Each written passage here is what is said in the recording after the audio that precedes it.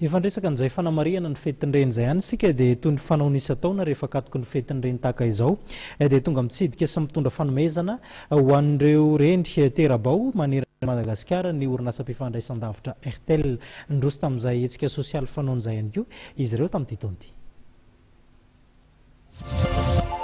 Ny mpianakaviana tera-bao miisa 100 no nahazo fanomezana avy amin'ny Airtel amin'izao andro ankatoky ny fetin'ny izao. Etsika izay fanaony ny Airtel isan-taona ity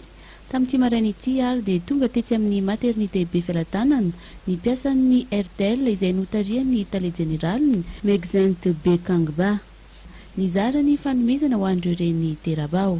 Efa fanaony Airtel isan-taona moa izany ity hetsika androany ity isaky ny ankatoky ny fetin'ny reny dia tonga izahay makaty amin'ny maternité be Fialatanana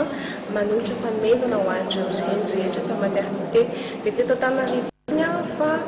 toizana hatrany amin'ny faritra zany hetsika androany tsy rapitso misy ny any Adiego, misy ny any Tuleara, ny any Port Dauphin dia ny zavatra atolotry ny Airtel dia ny kojakoja rehetra mikasika ny reny sy ny zaza, fitafy ary ihany koa termosy.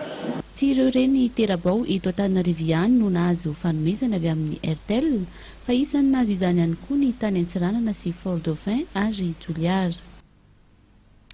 Eny ary tompoko lasy tompoko vavy izay aloha ny fampahalalam-baovao antsika tamin'ity androandroany ity ankasitrahana feno ianao nanaraka izany hatramin'ny farany azadino manaraka ny toy ny fandarana eto fahitalavitra ma-TV satria dia mbola maro ireo fandarana izay no manaonao hatreto izany ny farany fampahalalam-baovao dia ho amin'ny rapitsindray tsika mioneto mametraka ny veloman-drapitafa ho amin'izay indray ary veloma tompoko.